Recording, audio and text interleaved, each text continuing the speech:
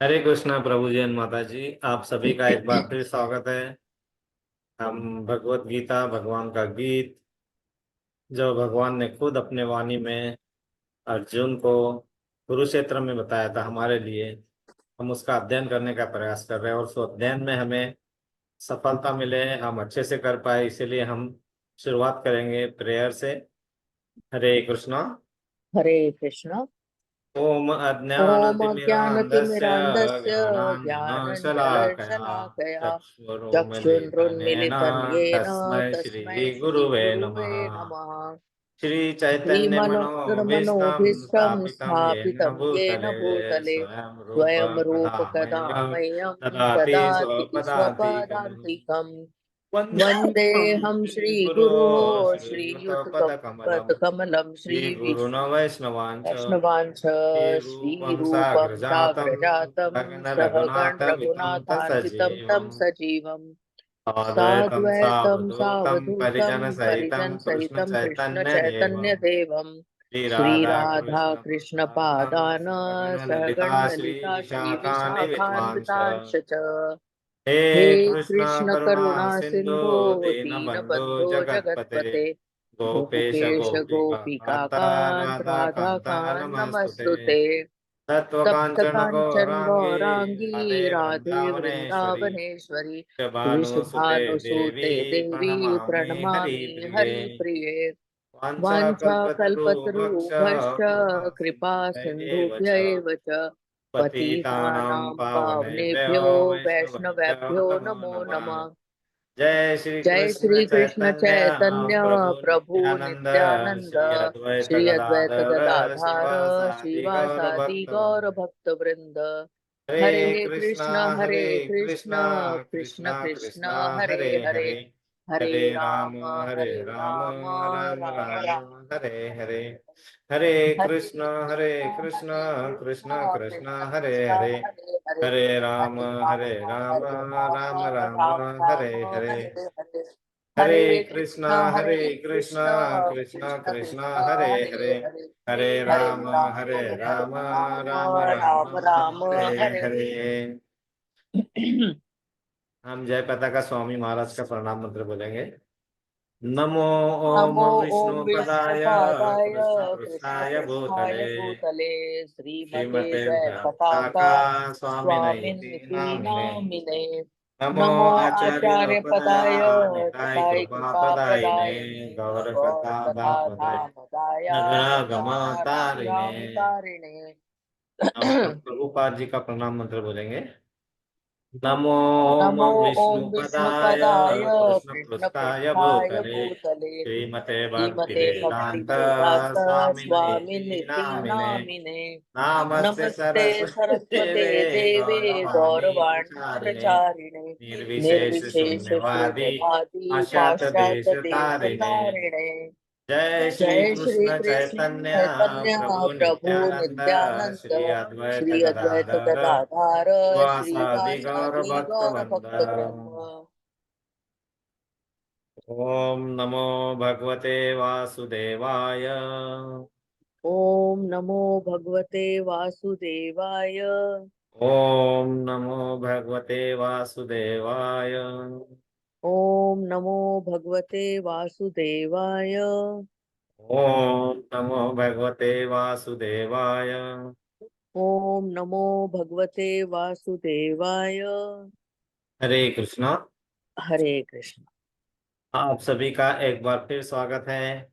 हम भगवान का गीत एज इट इज जो भगवान ने अर्जुन को हमारे लिए बताया था, हमारे लिए Bhagavad Gita as it is मतलब यथारूप में प्रभुपाद जी ने बहुत ही अच्छे तरीके से प्रस्तुत किया है। हम उसका अध्ययन करने का प्रयास कर रहे थे और हम भगवत गीता का अध्याय दूसरा, जिसे गीता का सार या सांख्य योग भी कहते हैं, उसका अध्ययन कर रहे थे। हमने वहाँ पे कुछ श्लोका का अध्ययन किया था। श्लोका नंबर 39 आई थिंक 38 तक हमने उसका अध्ययन किया था और हमें अभी 39 का अध्ययन करना है। जो श्लोका नंबर 38 हमने पढ़ा था उसका मीनिंग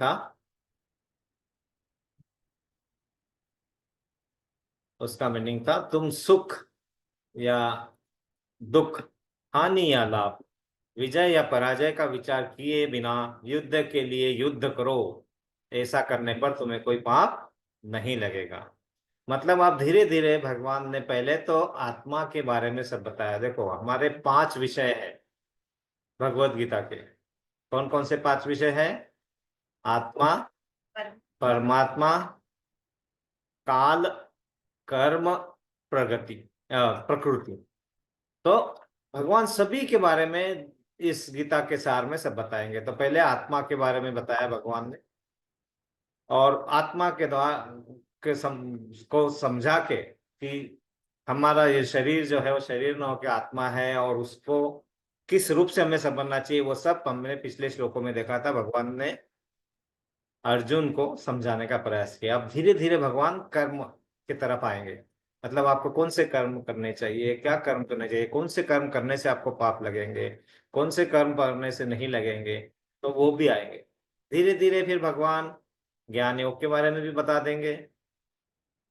फिर हमें भक्ति योग क्या होता है, और फिर हमारा जो ज्ञान है उस ज्ञान योग को भक्ति योग की तरफ कैसे ले जाना है अल्टीमेटली, ताकि हम भगवत धाम, गोलक धाम जाने के लिए अपने आप को तैयार कर सके। मतलब इस जन्म मृत्यु जरा व्याधि के चक्कर से बाहर आ सके। और इसी डायरेक्शन में, इसी दिशा में भगवान धीरे धीरे अर्जुन को ले जा रहे हैं। अभी उन्होंने यहाँ बताया था कि तुम्हें कोई पाप नहीं लगेगा ऐसा करने से। मतलब आपको कर्म करने से, अगर वो कर्म आपके सकाम कर्म निष्काम कर्म में हो जाएंगे, मतलब आप कर्म जो भी कर रहे हो, आप मुझे केंद्रित करके अगर कर्म कर रहे हो, तो आपको न उसका कोई भी रिएक्शन नहीं मिल होगा, और आप उससे बाहर आ जाएंगे। इसलिए आपको वो सोचना नहीं है, आपका जो कर्तव्य है वो करना है। इसके बारे में सोचना ही नहीं है, सुख मिलेगा या दुख मिलेगा। वो सुख और दुख वो सब डेफिनेशन हमारी बनाई हुई है। जिसे हम सुख समझते हैं वो क्षणिक सुख दिखता है, लेकिन आखिरी में दुख ही देता है, दुखालय ही होता है। हानि लाभ, हमें लगता है कि अरे मेरा तो यहाँ पे अभी 2 करोड़ का नुकसान हो गया तो बहुत बड़ी हानि हो गई, लेकिन ये समझ में आना चाहिए कि वो ही हमारा लाभ है, क्योंकि अंत में पैसा तो लेके जाने वाले नहीं है। मन की शांति जो है, और भगवान की भक्ति में जो हमारा संपर्क, हमारी आत्मा का संपर्क जो टूट चुका है, जो भौतिक जगत में आने के बाद, उसको जोड़ना ही हमारा परम ध्येय है भगवान के साथ में। वो समझ में आ जाएगा अगर, तो फिर सॉरी, हानि और लाभ के बारे में हम नहीं सोचेंगे, विजय और पराजय के बारे में भी नहीं सोचेंगे। जिस चीज को हम सोचते हैं कि अरे मैंने इतना ये काट के मैंने ये करके विजय प्राप्त कर ली, नहीं। हमने पिछले बार राजा अशोका के बारे में देखा था कि वो इतने युद्धों में जीत हासिल कर करके सभी और आगे बढ़ रहा था जब, लेकिन उसने एक साधु को, एक बौद्ध साधु को, उन घायल सैनिकों को जब पानी पिलाते देखा, तो उसे समझ में आ गया कि मैं जो कर रहा था वो सब कुछ फायदा नहीं था, क्योंकि मैं मारने वालों में था जबकि तारने वाले को चला गए। तो इस सब का विचार मत करो, और युद्ध के लिए युद्ध करो, क्योंकि ये धर्म और अधर्म के बीच वाला युद्ध है। इसलिए तुम्हारा कर्तव्य है क्षत्रिय को होने के नाते कि तुम युद्ध करो और आगे का बढ़ो। तुम्हें पाप नहीं लगेगा। ये कौन बन रहा है, ये सर्टिफिकेट कौन दे रहा है? भगवान खुद ये सर्टिफिकेट दे रहे हैं, है ना। तो ये चीज हमें समझना है कि हमें सर्टिफिकेट कहाँ से लेना है, कहाँ से मिल रही है। हाँ, अगर कहीं हमारे कोई निर्विशेषवादी, कोई साधु संत जो खुद अपने आप को साधु संत कहलाते हैं, लेकिन वो खुद ही भौतिकतावादी दृष्टिकोण रखते हैं, तो वहां से अगर हमें कुछ उनके वाणी से कुछ मिला और हम उसको आगे बढ़ा रहे हैं, तो हम भी गलत कर रहे हैं। वो भी समझ में आना चाहिए। तो भगवान हर चीज को बताएंगे कि जो ज्ञान तुम्हारे पास आएगा वो सही है गलत है वो भी समझ में आना चाहिए। और ये सब समझने का जो प्रक्रिया है ना, वही सांख्य योग है, वही सांख्य योग है। और उसके बारे में हम थोड़ा और डिटेल में आज चर्चा करेंगे, क्योंकि अगला श्लोक भगवान बहुत ही महत्वपूर्ण रखते हैं, और उसे बहुत अच्छे से समझाते भी है। तो इसको हम पढ़ते हैं। एषा तेह विहिता सांख्ये बुद्धि योगे तिवाम शृणु, बुद्ध्या युक्तो यया पार्थ कर्म बंधन प्रयास्यसि। हरे कृष्णा। कोई और पढ़ेगा? पढ़ रहे? पढ़ो, जोर से बोलो। हरे कृष्ण। बुद्धि योगे शृणु बुद्ध्या युक्तो यया पार्थ कर्म बंध प्रयाससी। कोई पढ़ेगा माता जी? जी प्रभु जी पढ़ती यस हूँ। माता जी, यस माता जी। एषा ते अभिहिता सांख्ये बुद्धिर्योगे त्विमां शृणु बुद्धया युक्तो यया पार्थ कर्म बंधम प्रहास्यसि। हरि बोल। हरि बोल। हरे कृष्णा।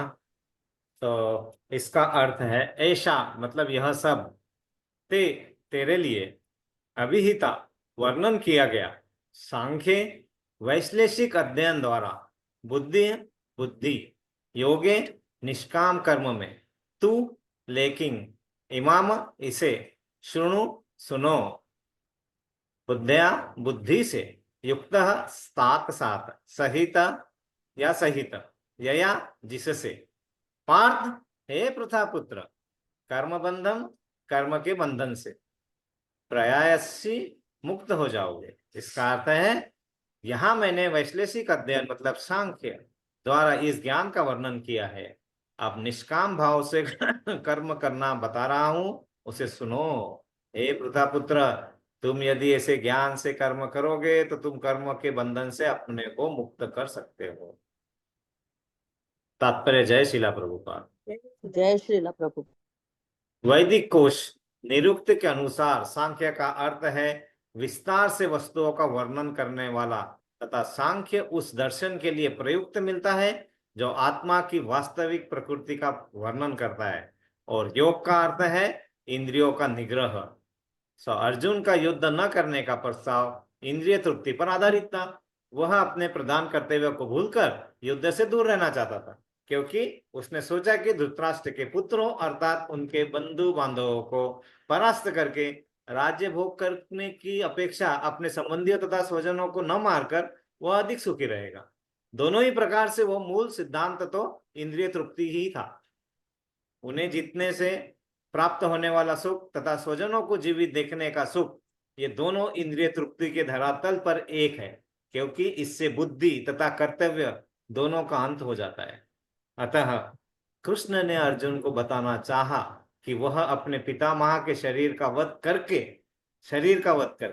अपने उनके आत्मा को नहीं मारेगा। उन्होंने यह बताया कि उनके सारे जीव शाश्वत प्राणी है। शाश्वत मतलब वो कभी ना मरने वाले प्राणी है। वे भूतकाल में भी प्राणी थे, वर्तमान में भी प्राणी रूप में है, और भविष्य में भी प्राणी बने रहेंगे, क्योंकि हम स्वयं शाश्वत आत्मा है। हम विभिन्न प्रकार से केवल अपना शारीरिक परिधान मतलब वस्त्र बदलते रहते हैं, और इस भौतिक वस्त्र के बंधन से मुक्ति के बाद भी हमारी पृथक सत्ता बनी रहती है। पृथक मतलब अलग अलग तरह सत्ता बनी रहती है।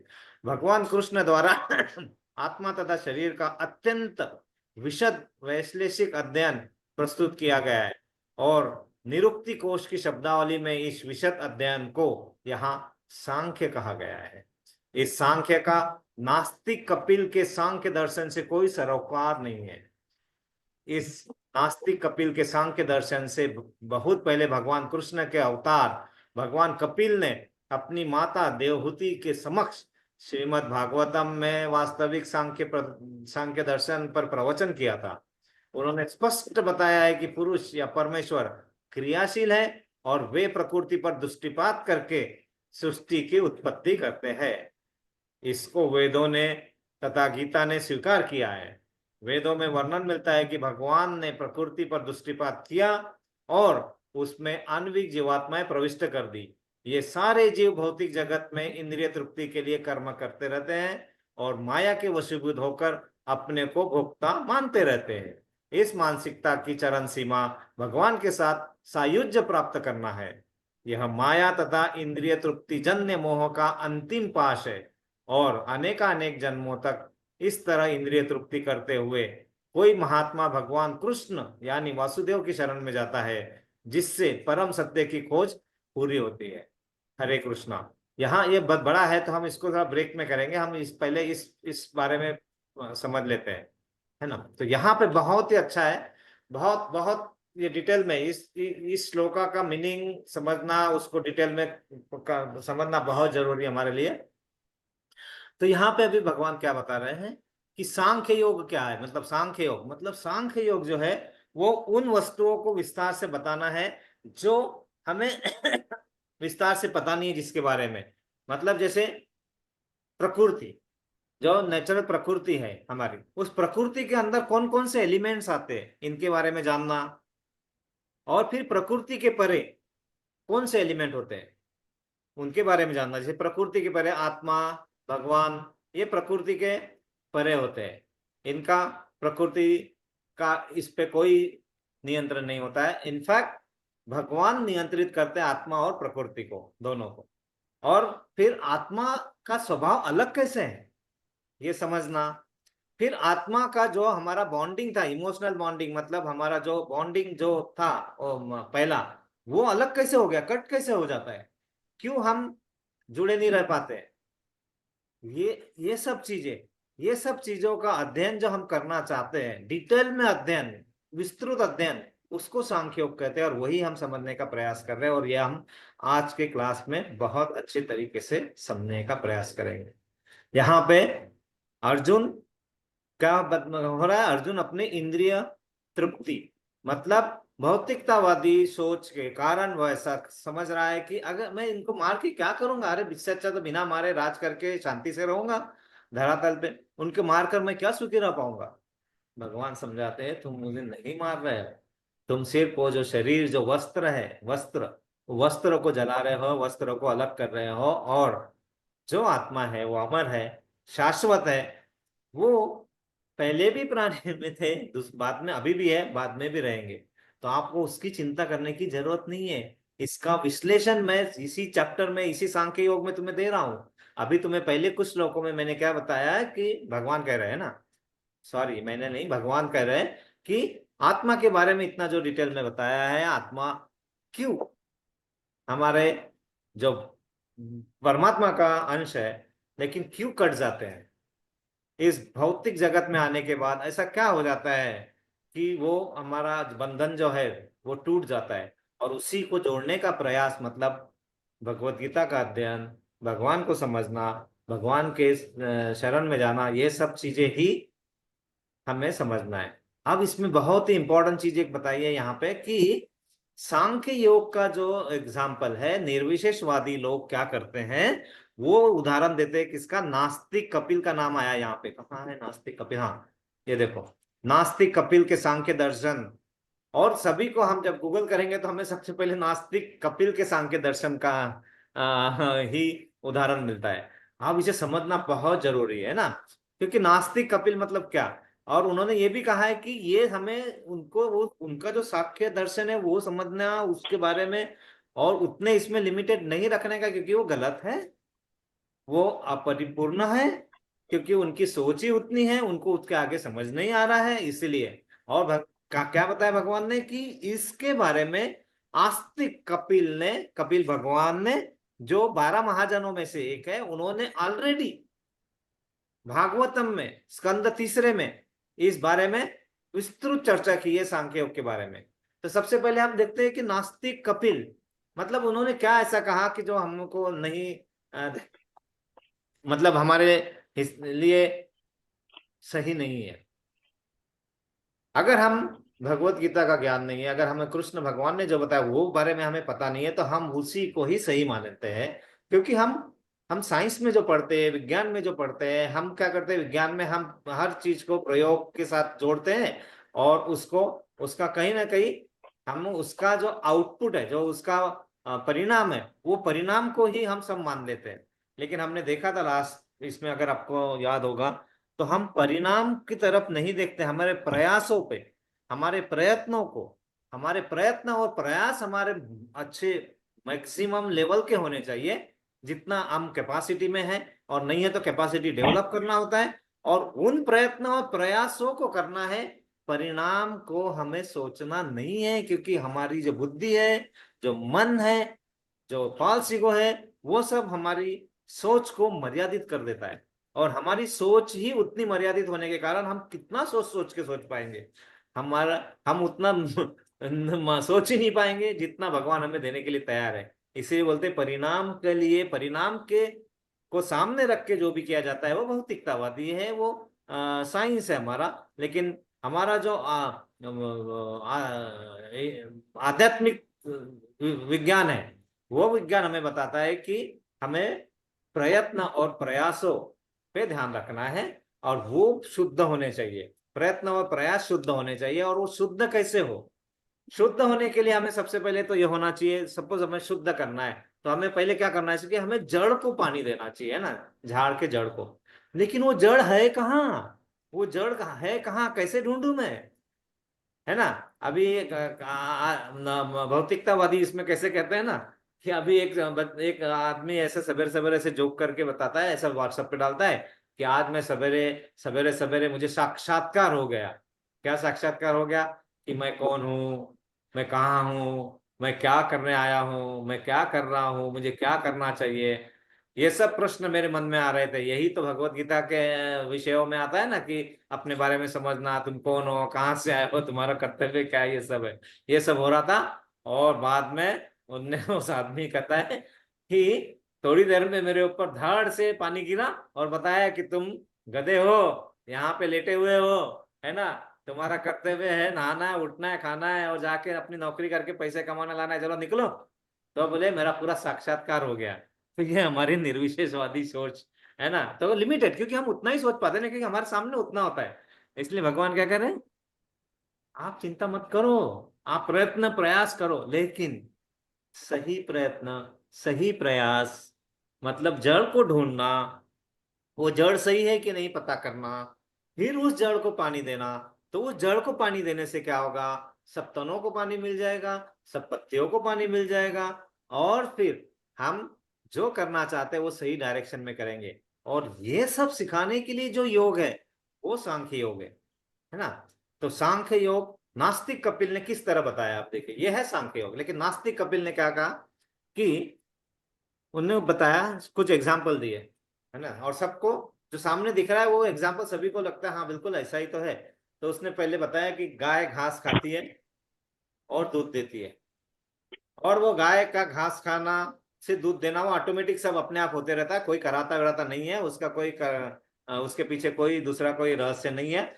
और ना कोई उसके पीछे किसी पुरुष का हाथ है, ना किसी भगवान का हाथ है, ऐसा किसी नहीं है, ये सब ऑटोमेटिक होते रहता है।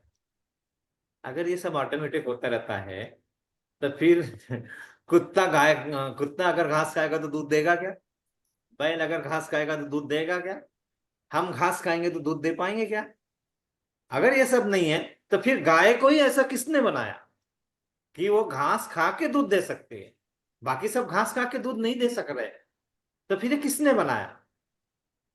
नास्तिक कपिल के हिसाब से क्या था कि कुत्ता गधा सब कुछ जो हो रहा है इस जगत में वो सब ऑटोमेटिक होता है, उसमें कुछ नहीं। सूर्य अपने आप उगता है, सूर्य अपने आप डूबता है, हवा अपने आप चलती है, पानी अपने आप आता है ना, सब अपने आप ऑटोमेटिक होते रहता है, इसका कोई लेना देना नहीं है किसी से। ये नास्तिकतावादी सोच उन्होंने फैलाई थी, बताई थी। और वो क्योंकि हमारे लिमिटेड बुद्धि के कारण हम उसी को सांख्य योग समझ लेते हैं। तो यहाँ पे प्रभुपाद जी ने बड़े डिटेल में यहाँ एक एग्जाम्पल देके उन्होंने बताया है कि आप ऐसी सोच से परे रहना चाहिए।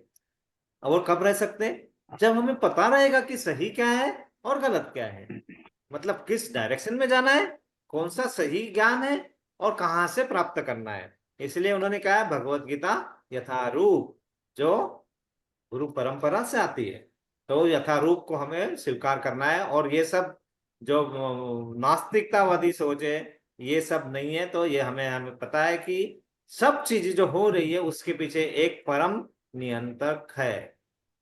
वो परम नियंत्रक जो है वो सब ये चीजें करवाते हैं, और उनके इच्छा के बिना, उनके इसके बिना कोई पत्ता भी नहीं हिलता। और ये सब चीजों का उल्लेख जो है वो किसने किया था? आस्तिक मतलब भगवान कपिल ने पहले ही कर चुके हैं। कहाँ पे? श्रीमद् भागवतम में। और इसका वेदों में और भगवत गीता में भी स्वीकार किया, ये सब बताया है। तो हमें उस मोहपाश से, इंद्रियवादी मोहपाश से बाहर आना है और हमें अपने वासुदेव की शरण में जाके परम सत्य की खोज करना है।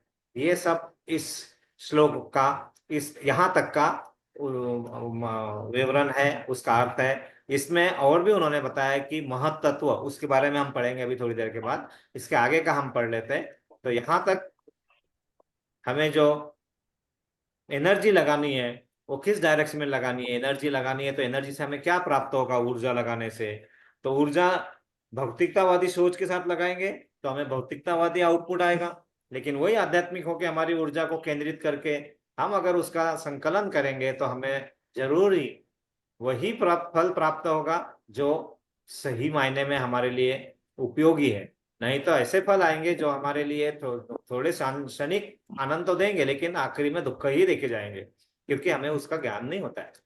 हमारे सामने जो दिखता है इसीलिए हम उसको देख के, क्योंकि हमारे आंखों में उतना ही हम देख सकते हैं, लेकिन उसके परे हम नहीं देख पाते हैं। उसके परे कैसे देखेंगे, वो सब जो है सांख्य योग में भगवान बता रहे हैं। इसीलिए इस चैप्टर का नाम सांख्य योग है ना, सांख्य योग।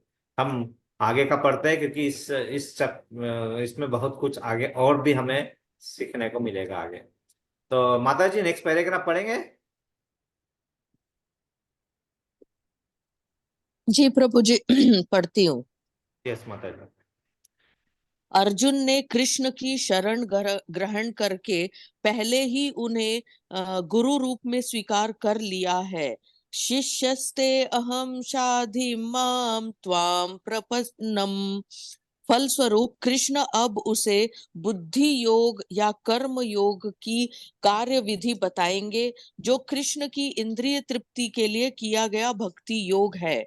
वह भक्ति योग अध्याय यह भक्ति योग अध्याय 10 के यह भक्ति योग अध्याय 10 के 10वें श्लोक में वर्णित है, जिसमें उसे उन भगवान के साथ प्रत्यक्ष संपर्क बताया गया है जो सबके हृदय में परमात्मा स्वरूप में विद्यमान है। किंतु ऐसा संपर्क भक्ति के बिना संभव नहीं है। अतः जो भगवान की भक्ति या दिव्य प्रेमा भक्ति में या कृष्ण भावनामृत में स्थित होता है, वही भगवान की विशिष्ट कृपा से बुद्धि योग की यह अवस्था प्राप्त कर पाता है। अतः भगवान कहते हैं कि जो लोग दिव्य प्रेमा भक्ति में निरंतर लगे रहते हैं, उन्हें ही वे भक्ति का विशुद्ध ज्ञान प्रदान करते हैं। इस प्रकार भक्त सरलता से उनके चित आनंदमय धाम में पहुंच सकते हैं। हरि बोल, हरे कृष्णा। बोल हरे कृष्ण। बहुत सुंदर तरीके से प्रभुपाद जी ने यहाँ पे तात्पर्य दिया है। अब ये दूसरे पैराग्राफ में क्या बता रहे हैं कि अर्जुन ने कृष्ण की शरण तो ग्रहण कर ली थी। तो अभी हमने क्या पता, क्या सांख्य योग क्या बताता है हमें कि क्या जड़ है, कहाँ पानी देना है, क्या सही है और किस डायरेक्शन में जाना है। लेकिन वो डायरेक्शन हमें अपने आप तो नहीं मिल पाएगी। हमें यही अपने भक्तों के साथ आके भगवत गीता का ज्ञान, गुरु परंपरा से आया हुआ, किसी ने सीखा हुआ, हम जैसे आपस में डिस्कस कर रहे हैं, और गुरु के सानिध्य में जाके हम उस ज्ञान को ले सकते हैं। और अर्जुन को ये पता था, इसलिए अर्जुन ने अपने आप को समर्पित करके भगवान श्री कृष्ण को, जो उनके पहले सखा थे, उनको उन्होंने अपना गुरु स्वीकार कर लिया। और फिर बाद में गुरु के स्वीकार करने के बाद अब भगवान उन्हें क्या कर रहे हैं, धीरे धीरे फलस्वरूप कृष्ण क्या कर रहे हैं, उन्हें बुद्धि योग या कर्म योग की कार्य विधि बताएंगे। मतलब बुद्धि योग होता क्या है, कर्म योग होता क्या है, उसकी कार्य विधि बताएंगे। मतलब वो इंद्रिय तृप्ति के लिए जो भी कार्य करेगा, तो वो किसकी इंद्रिय तृप्ति होनी चाहिए, भगवान की इंद्रिय तृप्ति के लिए अगर आप कार्य कर रहे हैं तो वो कार्य भक्ति योग बन जाएगा। अगर अपने इंद्रिय तृप्ति के लिए कार्य कर रहे होंगे तो यहाँ पे हमें उसका लाभ कुछ न मिलके हमें हानि ही हानि होगी, क्योंकि हमें अपनी इंद्रिय तृप्ति, मतलब भौतिकतावादी इसमें ही घुसे रहते हैं और हम अपने आप को और दलदल में और दुखों में फंसाते जाते हैं अपनी इंद्रिय तृप्ति के लिए। क्योंकि अपनी इंद्रिय तृप्तियां जो होती है वो प्रकृति के अधीन है और तीनों गुणों से बंधी हुई है। और इसीलिए सांख्य योग जो है वो प्रकृति के अधीन आने वाले एलिमेंट के बारे में भी बताता है, और प्रकृति के अंदर क्या क्या नहीं आता है, मतलब आत्मा परमात्मा उसके बाहर का है, उसके बारे में भी बताता है। धीरे धीरे हम उसी को समझने का प्रयास कर रहे हैं। तो यहाँ पे अगर भगवान के लिए आप कार्य करते हो तो वो आपके सकाम कर्म निष्काम कर्म बन जाते हैं, वही बताया है। और जिस बुद्धि योग के बारे में इस कर्म योग के बारे में, ये सब भगवान धीरे धीरे अलग अलग अध्यायों में बहुत डिटेल में समझाएंगे हमें। तो ये बुद्धि योग जो है अध्याय 10वें में 10वें श्लोक में वर्णित है। इसमें भगवान ने प्रत्यक्ष संपर्क बताया है कि अपने हृदय में आत्मा परमात्मा रूप में जो विद्यमान है वो हम उसके साथ कैसे जुड़ सकते हैं। और वो क्या बताया उन्होंने, ये भक्ति या दिव्य प्रेमा भक्ति से ही कृष्ण भावना भाव होके ही हम कर सकते हैं। और क्यों? क्योंकि कलयुग में हम ज्ञान प्राप्त करने लायक नहीं बचे, उतना उतना ज्ञान उतना नहीं कर सकते, ध्यान लगा नहीं सकते, अष्टांग योग करने के लायक नहीं है हम। लायक नहीं मतलब हम नहीं कर पाएंगे, योगा तक हम कर पाते हैं, अष्टांग योग बहुत बहुत डीप सिद्धि है, वो भी हम आगे पढ़ेंगे। तो क्या कर सकते हैं? भक्ति, भक्ति योग। लेकिन भक्ति योग सिर्फ सुखा भक्ति योग कर गए। अगर हम भगवान के बारे में नहीं समझने का प्रयास कर रहे, मतलब हम ज्ञान योग को हम नहीं कर रहे, मतलब भगवत गीता का अध्ययन नहीं कर रहे, भागवतम के बारे में नहीं पढ़ रहे, चैतन्य चरितमृत के बारे में नहीं कर रहे, हम समझ रहे, तो फिर हमारा क्या होगा? भक्ति जो होगी हम समझ ही नहीं पाएंगे। हम भक्ति को अलग ही समय, हाँ एक आरती कर ली, एक पूजा कर ली, मेरी भक्ति है। मंदिर में गए, मैंने बोला हाँ भगवान मुझे ये दे दे वो दे दे, मेरी भक्ति है। वो भक्ति का स्वरूप और एक्चुअल भक्ति ये समझना, मतलब हमारे ज्ञान में जो वृद्धि होगी भगवत गीता का अध्ययन करके, भागवतम का अध्ययन करके, और उसको फिर हमारे भक्ति में हम लाएंगे, तो वो प्रेमा भक्ति जो होगी वो भक्ति विशुद्ध भक्ति होगी। और विशुद्ध भक्ति से जो ज्ञान प्रदान होगा, वही प्रकार से हम भक्त सरलता से सच्चिदानंद रूप में क्या बताया, चित्त आनंदमय धाम में पहुंच सकते हैं। मतलब भगवान के धाम में, जहां पे हमें हमेशा ही आनंद होगा। तो ये सब चीजें आप देखो, सोच के ही हमें इतना आनंद की अनुभूति होती है। तो भगवान अब धीरे धीरे धीरे धीरे हमें उस तरफ ले जा रहे हैं। आगे का पैराग्राफ अभी आखिरी तक एकदम, कौन पढ़ेगा? कोई पढ़ने की स्थिति में है?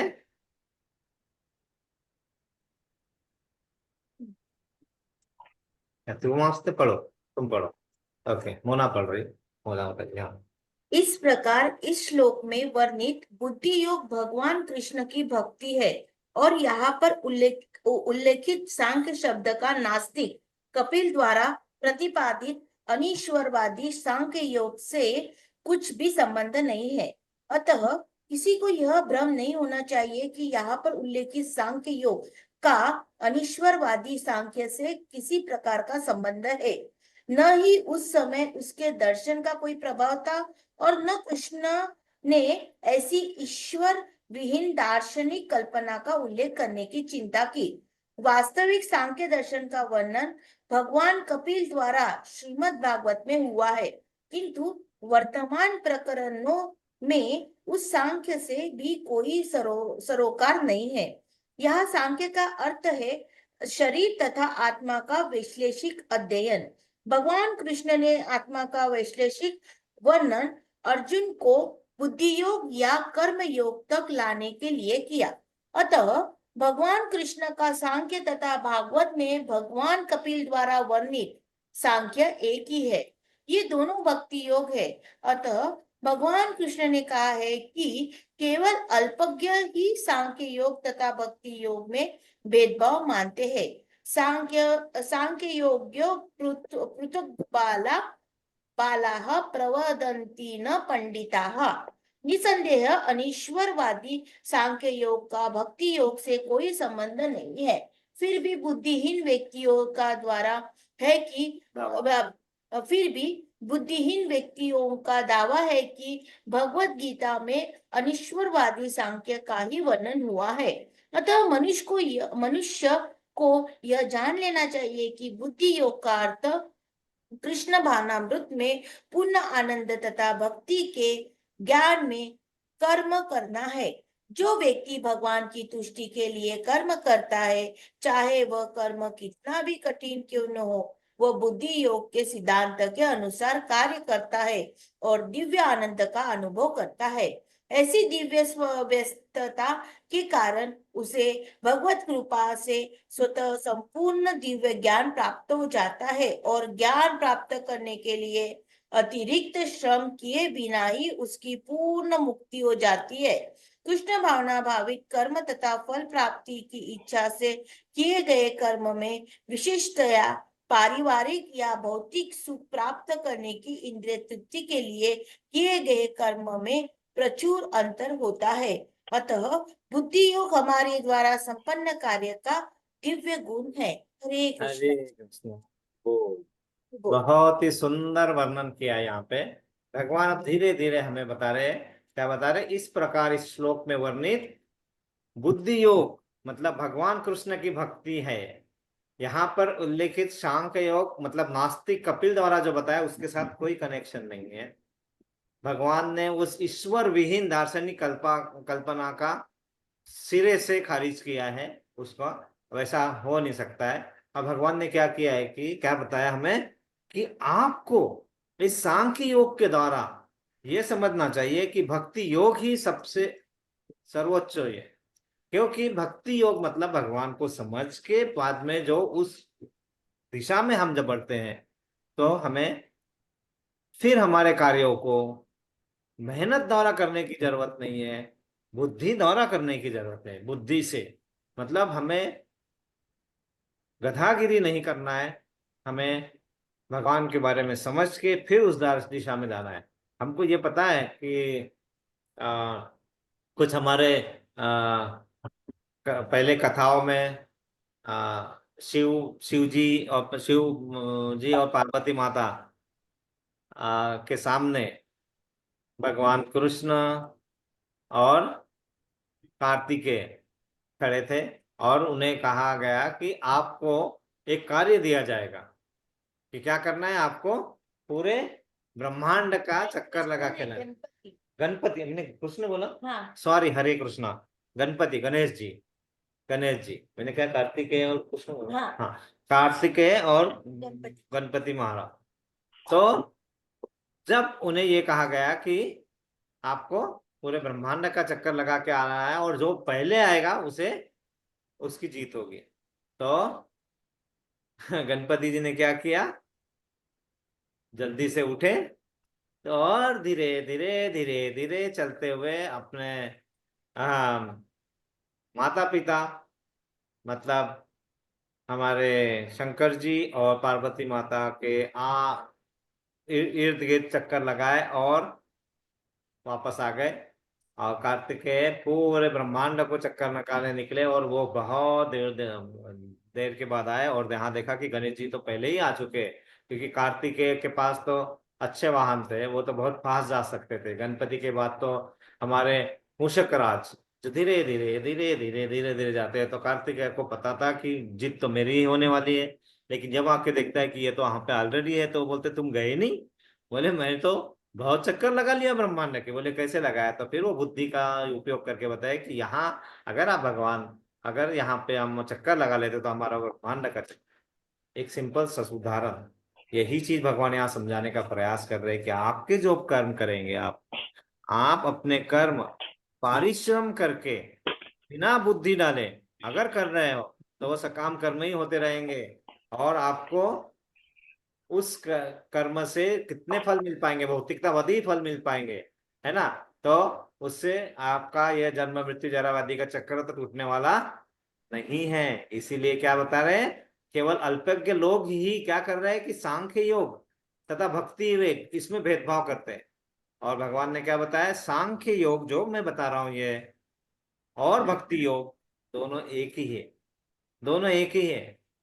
लेकिन कुछ अनिश्वरवादी क्या कहते हैं, क्योंकि उन्होंने न कभी भगवत गीता पढ़ी है, न पढ़ी है तो न समझी है, क्योंकि उन्हें पता ही नहीं है कि इसका अर्थ क्या है, तो वो अभी भी यही कहते हैं कि भगवत गीता में जो सांख्य का हुआ है वो अनिश्वरवादी ही है। उन्हें ये समझ में ही नहीं आता है कि ईश्वरवादी है। वो मतलब वही समझते हैं कि ये सब जो हो रहा है ऑटोमेटिक होते रहता है, अपने आप होते रहता है, प्रकृति से सब होता रहता है।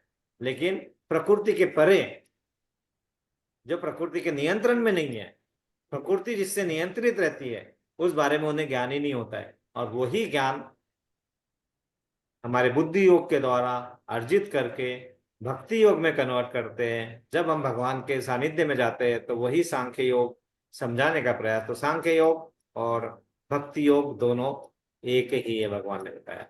और उसमें और भगवान आगे बताते हैं कि आपको अगर पूर्ण आनंद की स्थिति में रहना है तो हमें ऐसे कोई भी कार्य नहीं करना है जिससे कि हमारा उसका आउटपुट थोड़ी देर आनंद आएगा फिर बाद में आनंद नहीं आएगा। और यही होता है भौतिकता इसमें। तो वही काम अगर भगवान को केंद्रित करके कर लेते हैं तो हमें दिव्य आनंद का अनुभव हमेशा होगा। क्यों? क्योंकि गोलक धाम में हमेशा सच्चिदानंद स्वरूप में भगवान रहते हैं। दिव्य आनंद, हर चीज आनंद ही देती है। और ऐसी दिव्य व्यस्तता के कारण उसे भगवत कृपा से स्वतः संपूर्ण दिव्य ज्ञान प्राप्त हो जाता है। तो भगवान कहते हैं अगर बुद्धि योग के सिद्धांत के अनुसार कार्य करोगे आप, जो यहाँ वर्णित है, तो आपको आनंद ही आनंद की प्राप्ति होगी। और आपको अतिरिक्त श्रम, मतलब बहुत ज्यादा श्रम ना करके, बुद्धि का यूज करके आप पूर्ण मुक्ति प्राप्त कर सकते हैं। और कृष्णा भावना बहुत कर्म या फल की प्राप्ति के इच्छा के बिना किया गया कर्म इस भौतिक सुख प्राप्त करने, मतलब इंद्रिय तृप्ति को प्राप्त करने के कर्म से बहुत ऊपर होता है। इनफैक्ट उसका कोई कंपैरिजन ही नहीं है। और इसीलिए भगवान कहते हैं कि आप बुद्धि योग द्वारा, हमारे द्वारा संपन्न किए गए कार्य को दिव्य माने, वही दिव्य गुण है। और यह सब अर्जुन को बता रहे हैं। बहुत इंपॉर्टेंट है ये सांख्य योग का जो ये श्लोक है। अब इसमें जो सांख्य योग बताया गया है उस बारे में हम थोड़ा समझने का प्रयास करते हैं। तो अगले जो 15 मिनट रहेंगे वो बहुत ही इंपॉर्टेंट रहेंगे। उसमें जहां पे भी कहीं संदेह हो, कुछ हो, कहीं पे भी रोक सकते हैं। तो उसको अभी समझना बहुत इंपॉर्टेंट होगा। जो भी भक्त मोबाइल पे देख रहे हैं उनको स्क्रीन को थोड़ा बड़ा करके देखने का प्रयास किया जाए, करना चाहिए। अब हम उस बारे में हम समझने का प्रयास करते हैं। तो सबसे पहले हम अभी आगे जा रहे हैं, इस महातत्व को समझने का प्रयास करेंगे हम, है ना। तो हरे कृष्णा। तो सबसे पहले भगवान कृष्ण ये कंप्लीट स्वरूप में है, परिपूर्ण स्वरूप में है। ये सबसे पहले जो यहाँ पे विस्तार करते हैं वो 3 रूपों में विस्तार होता है उनका। एक होता है महाविष्णु, मतलब कारणोदक्षाय विष्णु। दूसरे होते हैं गर्भोदक्षाय विष्णु।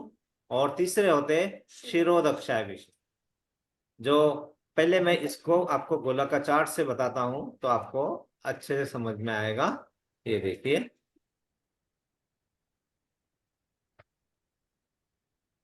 आ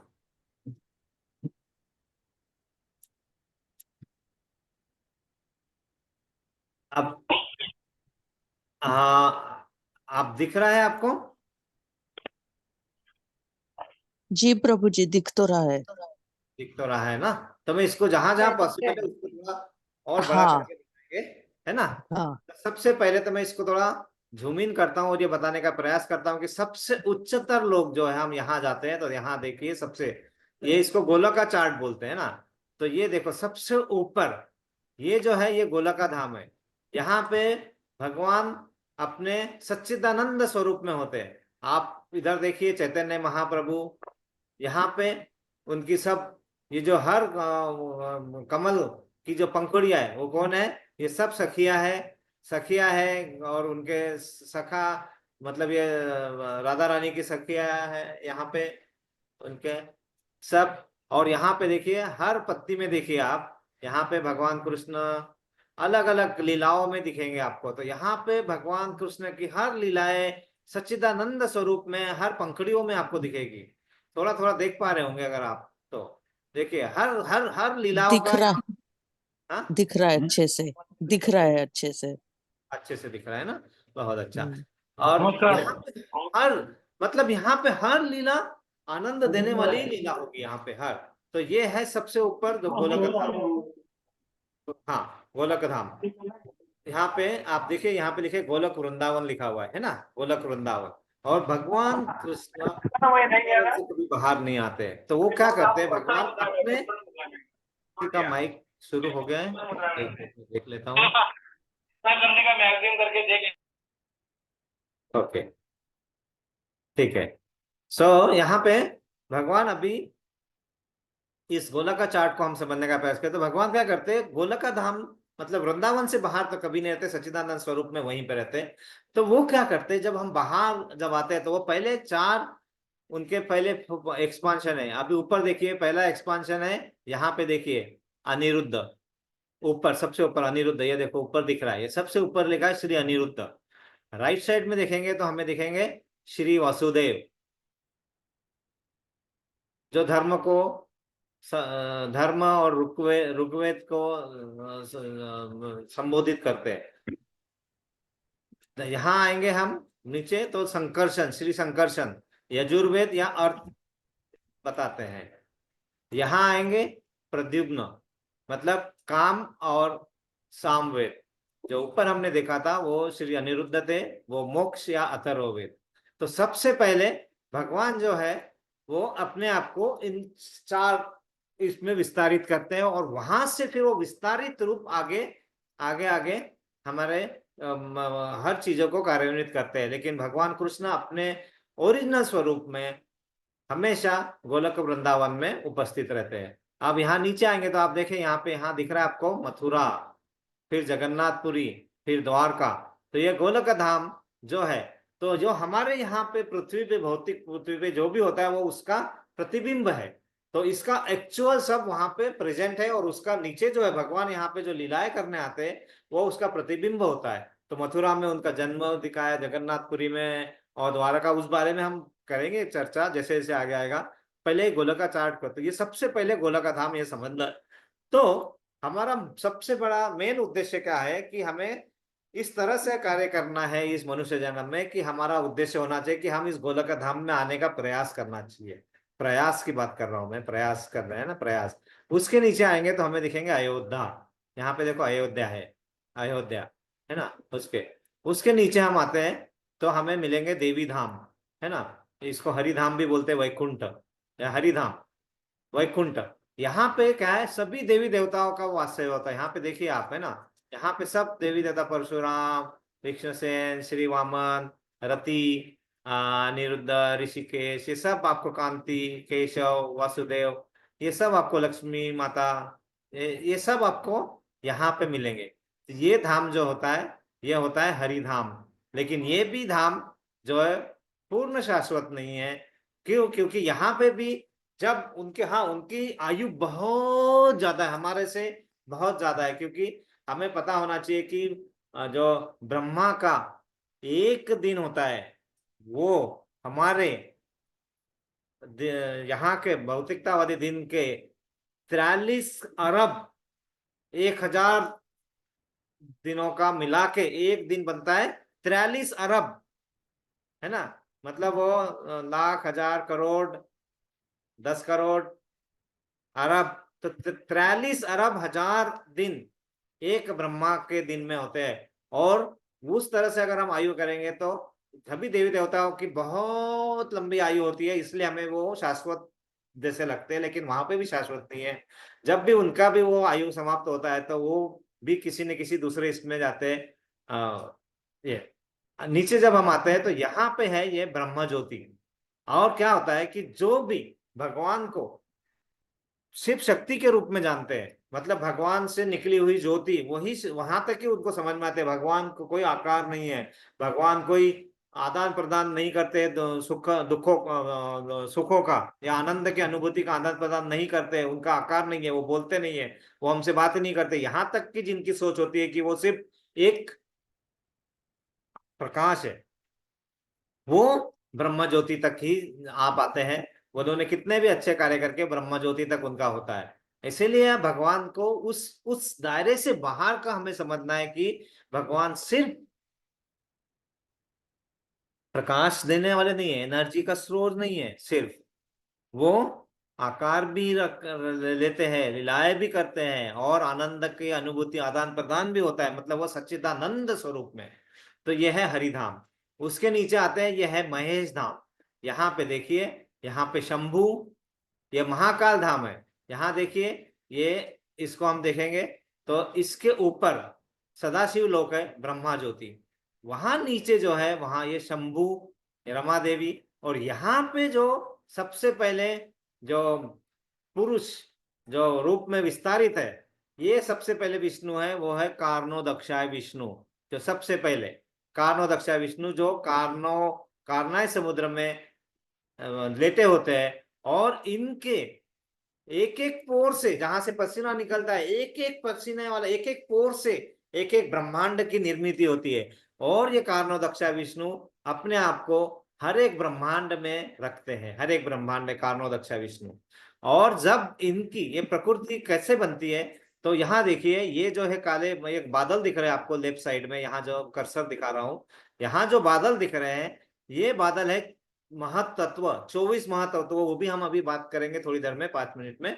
महातत्व, वो 24 महातत्व के साथ में जब विष्णु तत्व का मिलन होता है, तब जाके पृथ्वी प्रकृति का निर्माण होता है। और यहाँ पे प्रकृति का निर्माण के लिए, यहाँ पे जब कार्णोदक्षा विष्णु, इनकी जब दृष्टि रमा देवी भी पड़ती है, उनकी छाया है वो माया देवी है। और माया देवी जो है वो दुर्गा देवी, वो इस पूरे हमारे भौतिकवादी संसार की देवी है। और वो उस देवी, वो देवी, ये जो किला बना हुआ है, दुर्ग मतलब किला, और दुर्ग मतलब वो किला है, किला मतलब क्या बोलते हैं किला को इंग्लिश में? फोर्ट। तो हम इस जो जहां रह रहे हैं, ये फोर्ट एक किला है। और किला के सेनापति मतलब जो रक्षा करने वाले हैं, जो है दुर्गा देवी माया, इसलिए इसे माया वर्ड कहते हैं। लेकिन ये क्या है, यहाँ देखिए, ये यहाँ इनकी जो दृष्टि पड़ती है, उससे जो यहाँ पे प्रतिबिंब मतलब उससे छाया से वो माया देवी है, तो वो उनकी अपरा शक्ति है।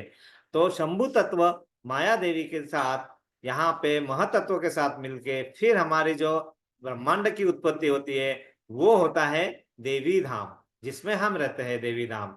इस देवी धाम में भी अंदर जब हम आते हैं, तो यहाँ देखिए, यहाँ पे आपको दिखेंगे पहले गर्भोदक्ष है विष्णु।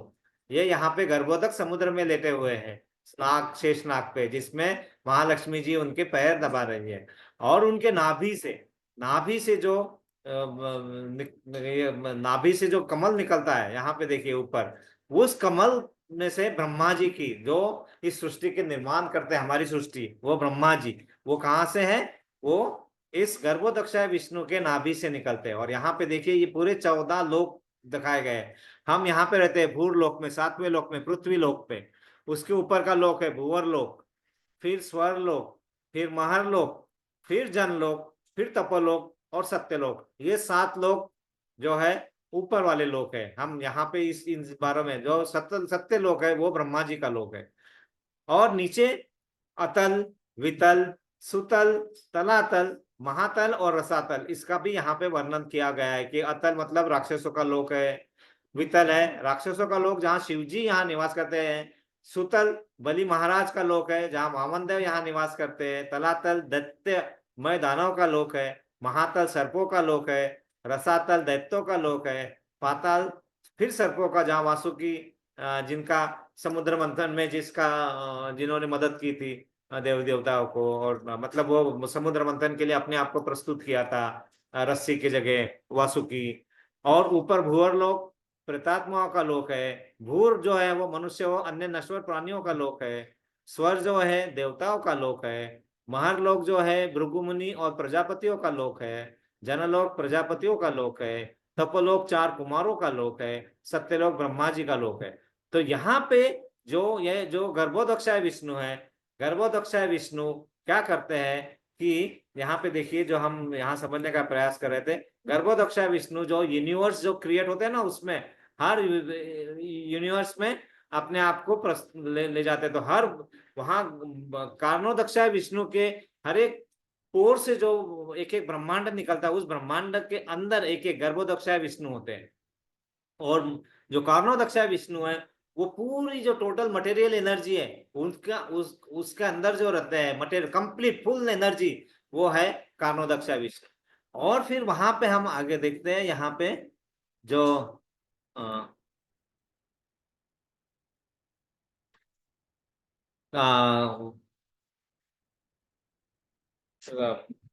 शिरोदक्षाय विष्णु, यहाँ पे ये देखो शिरोदक्षाय विष्णु, यहाँ पे शिरोदक्षाय विष्णु ये क्या करते हैं, यह शिरोदक्षाय विष्णु हर एक कण कण में, हर अणु में जो प्रस्तुत है, वो शिरोदक्षाय विष्णु के रूप में है, हर एक अंश में। है ना। तो ये गोलकाचार बहुत डिटेल है, तो आपको थोड़ा तो शायद इसका अनुभूति थोड़ा आया होगा, तो इसको हम और भी आगे पढ़ना ही पड़ेगा हमें और डिटेल में। तो यहाँ पे जो है ये 3 एक्सपांशन जो यहाँ पे दिखा रहे हैं हम, वो यहाँ पे है। पहले है महाविष्णु, जो कारणोदक्ष विष्णु है, जो ऊपर लेटे हुए थे, है ना। यहाँ पे ये देखो, ये कारणोदक्ष विष्णु। फिर अंदर यहाँ पे गर्भोदक्ष विष्णु, जो हर एक ब्रह्मांड में जो रहते हैं वो कारणोदक्ष विष्णु के रूप में। और हर एक कण कण में, हर अणु में, हर एटम में जो रहते हैं वो शिरोदक्ष विष्णु। तो ये पहले हमें इसका ये जो यहाँ पे ये समझना है कि ये पहले जो परिपूर्ण अवतार है, विस्तार होता है 3 इसमें, और वो विस्तार से फिर मटेरियल क्रिएशन जो होता है, प्रकृति जैसे बताया आपने, वो प्रकृति वो टेम्पररी होती है, वो अस्थायी होती है। लेकिन इनकी प्रकृति की जो भी गतिविधियां होती है, वो गतिविधियां डायरेक्टेड बाय विष्णु। ये जो 3 विष्णु है, यही उनको डायरेक्ट करते हैं, वो बताते हैं, मतलब उनके द्वारा नियंत्रित होता है। और फिर हम आगे पढ़ते हैं कि ये जो है 24 महातत्व जो है, वो 24 महातत्वों को समझना है। ये देखो यहाँ पे 24 महातत्व, जो आपको अपने वहां पे जो बादल दिखा था ना, 24 महातत्व, जिसमें विष्णु तत्व का और शिव तत्व के रूप में जो मिलन होता है, उसके बाद में जो प्रकृति की उत्पत्ति होती है। तो यहाँ देखिए ये 24 महातत्व किस किस से बने हैं। तो ये बने हैं पहले पहले 5 स्थूल तत्व, मतलब पृथ्वी, जल, अग्नि, वायु, आकाश, ये 5 स्थूल तत्व। फिर आकाश, इसको इथर बोलते हैं, आकाश या। तो ये है 5 तत्व। फिर 5 इंद्रियों की वस्तुएं, मतलब आंखों से जो देखते हैं उसे रूप या दृश्य, वो इंद्रियों की वस्तुएं है ना, इसको ऑब्जेक्ट ऑफ सेंसेस कहते हैं। दूसरा स्वाद, तीसरा आवाज, फिर गंध, मतलब सुगंध जो, और स्पर्श, ये है इंद्रियों की वस्तु है। ये हो गए 5 तत्व। पहले 5 थे, उसको बोलते हैं 5 स्थूल तत्व, मतलब पृथ्वी, जल, अग्नि, वायु, आकाश। अगले 5 तत्व है रूप, दृश्य एक या स्वाद दूसरा, आवाज तीसरा, गंध चौथा, स्पर्श पांचवा, इसको बोलते हैं इंद्रिय की वस्तु है ना। तो ये हुए अगले 5। फिर अगले 5 ज्ञानेंद्रिय, मतलब जिसके द्वारा हमें कुछ चीजों का ज्ञान होता है। तो दृश्य कैसे देखते हैं हम, आंखों से देखते हैं। स्वाद कहां से आता है, तो जीभ से आता है। सुनते कहां से, आवाज साउंड, कान से आता है। तो ये 5 ज्ञानेंद्रिय है। गंध कहां से आता है, नाक से। स्पर्श कहां से आता है, त्वचा से। तो यह होगा रे हमारी 5 ज्ञानेंद्रिया।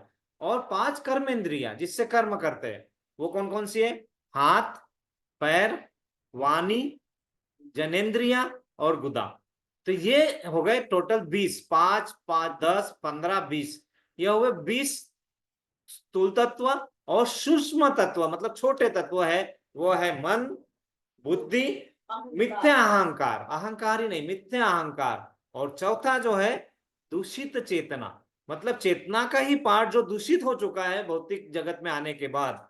तो ऐसे जो तत्व होते हैं, ये 24 तत्व उस जगह पे जो हमें दिख रहे हैं। और इसका यहाँ डिटेल में है। तो ये 5 स्थूल तत्वों को हमें फिर से मैं थोड़ा बड़े इसमें दिखाया है कि आकाश, वायु, अग्नि, जल, पृथ्वी। इंद्रियों की वस्तु मतलब ऑब्जेक्ट ऑफ सेंसेस है, रूप, स्वाद, आवाज, स्पर्श, गंध। और 5 ज्ञानेन्द्रिया और 5 कर्मेंद्रिया। ज्ञानेन्द्रिया है नेत्र, कान, आंख, जीवा, त्वचा, जीव, त्वचा। और कर्मेंद्रिया है हाथ, पैर, वाणी, जनेन्द्रिया और गुदा। और जो इस तरह से टोटल जो डिवाइड होता है, तो ये 4 अंतर वाली सूक्ष्म तत्व होते हैं, मन, बुद्धि, मिथ्या अहंकार और चित्त, मतलब चित्त वो दूषित चित्त है, दूषित चेतना, है ना। और बहिर वाले ज्ञानेन्द्रिय और कर्मेंद्रिय। इस तरह ये होते 24 तत्व। उस 24 महातत्व वो जो होते हैं वो कहाँ होते हैं, ये यहाँ पे वो 24 महातत्व, ये बादल जो दिख रहा है ये 24 महातत्व है, 24 24।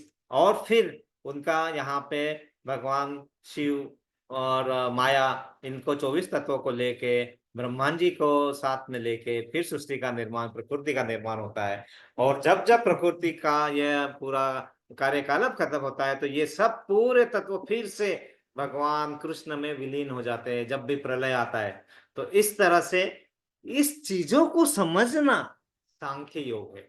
सांख्य योग इसीलिए कहा गया कि हर चीजों का विस्तृत और इस सब चीजों का इतना ज्यादा गहराई से वर्णित किया गया हमारे भागवतम में, भागवत गीता में, तो उसका संक्षेप में मतलब उसका निचोड़ लाके हमें दिया गया जो हम समझने का प्रयास कर रहे हैं। लेकिन इसका हर चीज का डिटेल, कहाँ कौन से दूरी पे कितना है, कौन कैसा है, कितने दूर है, कहाँ से आ रहा है, क्यों आ रहा है, सब भागवतम बहुत सुंदर तरीके से इसका वर्णन आता है इसका।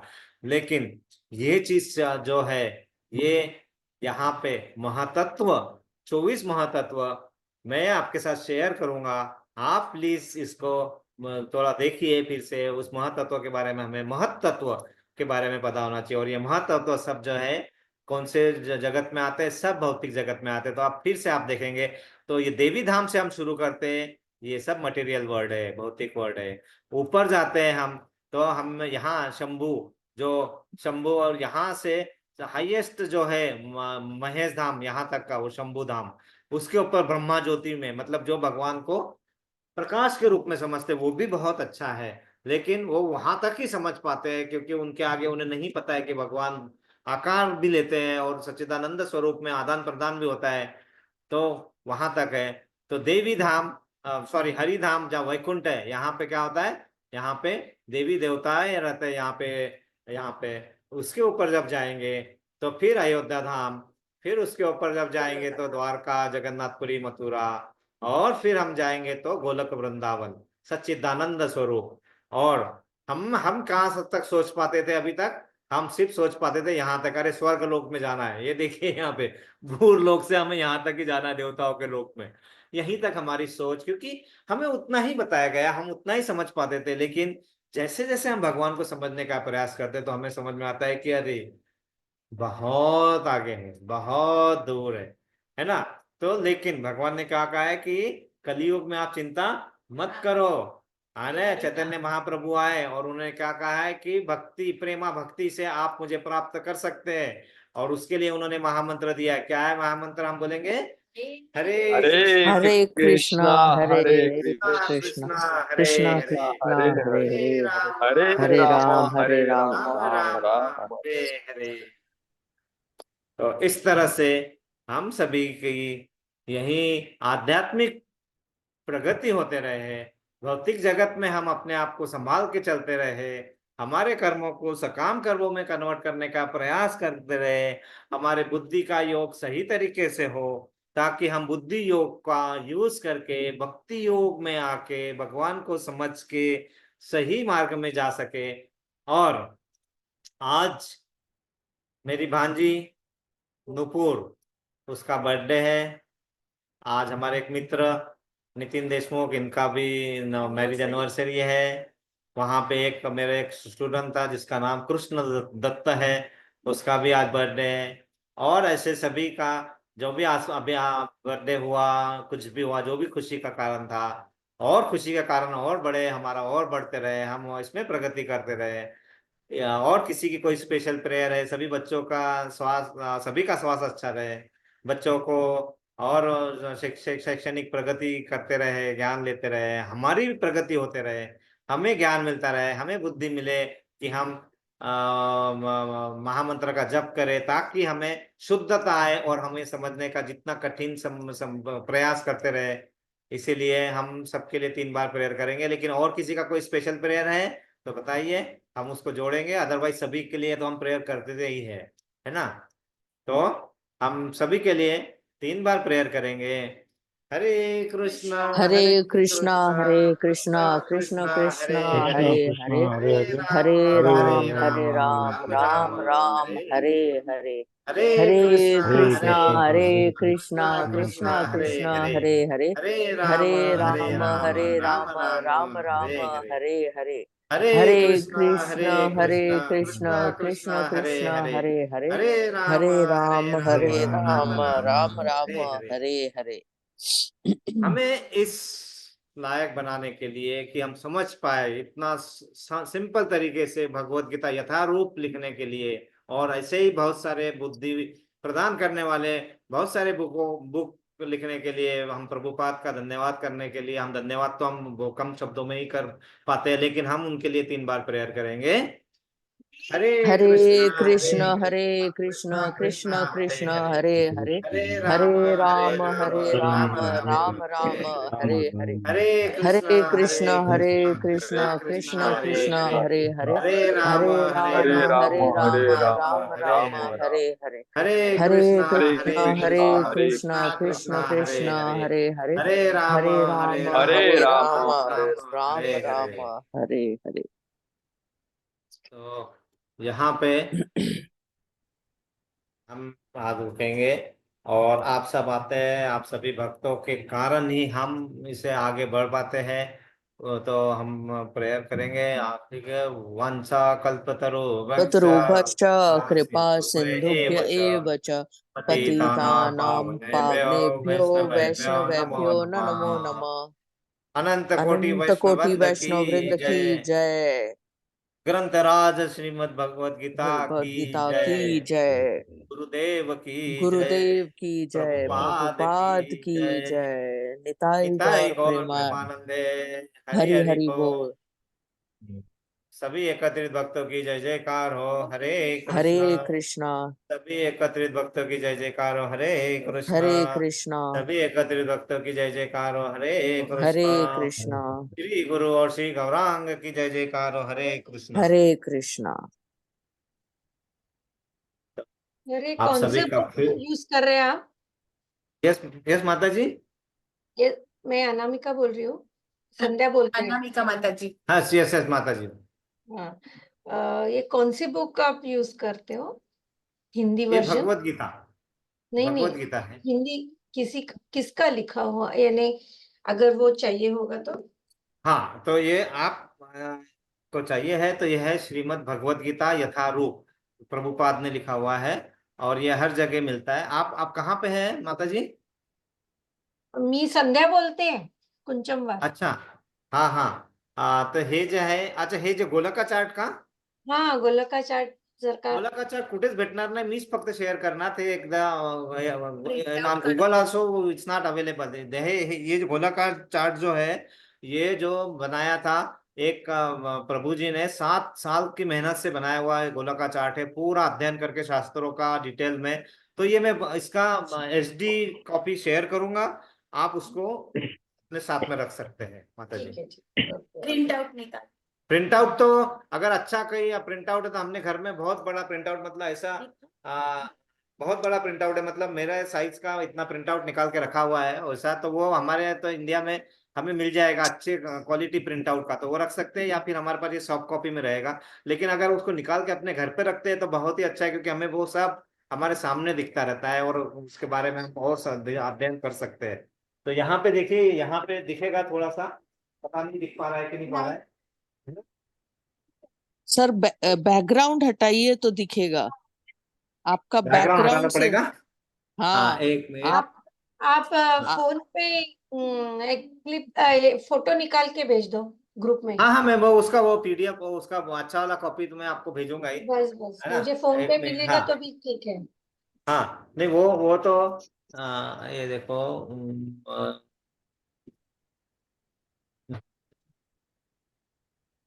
ये बैकग्राउंड निकाला मैंने न। हाँ हाँ, अब बैकग्राउंड देखिए, निकल गया, अब दिख रहा ये है, देखो अब ये दिख बहुत रहा है। बड़ा बनाया हुआ प्रिंट आउट लिया हुआ, यस। देखा है। हाँ हाँ हाँ, ये बहुत ऐसा बड़ा प्रिंट आउट है। लेके हमने रखा है अपने पास, ताकि हम इसका पोस्टर अभी से भी भी पूरा। बड़ा।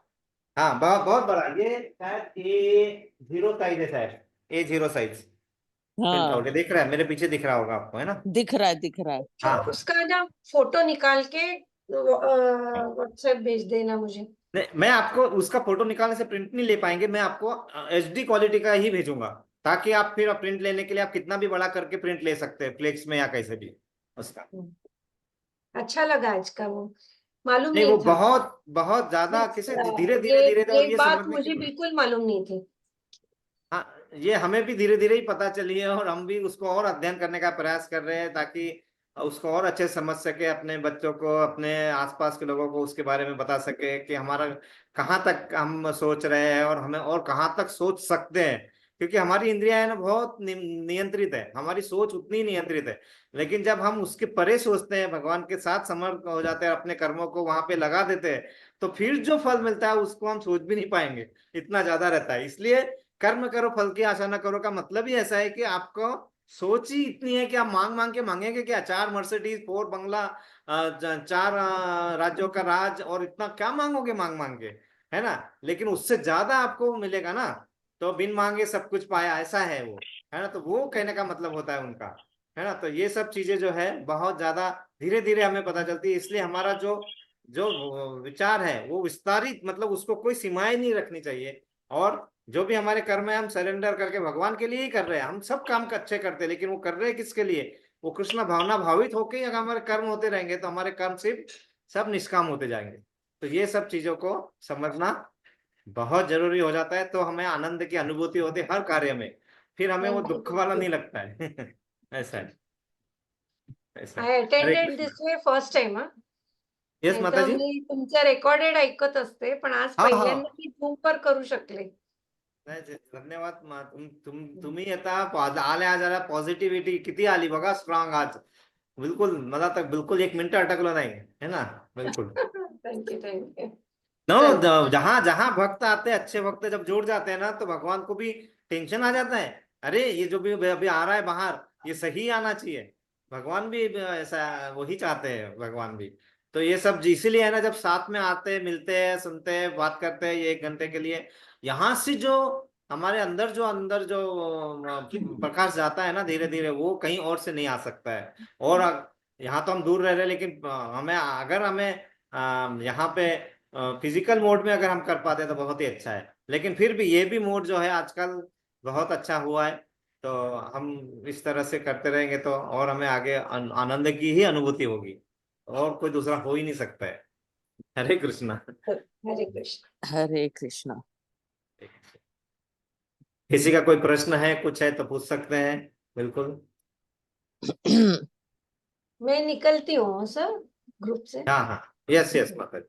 Okay, thank you. हरे कृष्णा, धन्यवाद। धन्यवाद प्रभु जी, हरे कृष्णा। हरे बहुत कृष्णा। अच्छा रहा आज धन्यवाद, का। अच्छा था, बहुत अच्छा अच्छा था, था आज बहुत का। अच्छा था। इसका तो जितनी बार रिवीजन हो उतना कम लगता है। कम लगता है, कम ही होता है, ये बहुत हमने बार करने के बाद भी। जब हमने भगवत गीता शुरू करने से पहले जब भूमिका पढ़ रहे थे, तब भी इसका पूरा वर्णन बताया गया था कि सांख्य योग का अपन आगे देखेंगे। पर सांख्य योग को जितनी बार पढ़ो उतनी बार लगता है हम पहली बार ही पढ़ रहे हैं। और ये जो गोलक चार्ट है, ये तो इसको लगता है बस देखते रहें, समझने की कोशिश करते रहें। मैं तो बहुत बार देखी, आपने इससे पहले एक बार शेयर भी किया था, बाई चांस यस, वो इधर उधर हो गया है। क्योंकि हम लोग अक्सर व्हाट्सएप पे रखते हैं और फिर जब व्हाट्सएप खाली करते हैं तो वो भी सब खाली हो जाता है। तो एक बार फिर से इसको शेयर कर दीजिए। शेयर करेंगे। इसको मैं अच्छे से सेव करके रखती हूँ अभी। धन्यवाद प्रभु जी, आज का धन्यवाद एक्सप्लेनेशन माता और जी। ज्ञान दोनों बहुत अच्छा था, और बहुत अच्छा लगा। बस धन्यवाद, प्रभु की शुभ कृपा रात्रि। है, प्रभु ही करवा रहे हैं, है ना। तो बस हाँ कृपा बनी रहे, हम साथ में करते रहे, बस यही हमारा उद्देश्य। हाँ, हरे कृष्णा। हरे कृष्ण माता जी। हरे कृष्णा। हरे कृष्ण।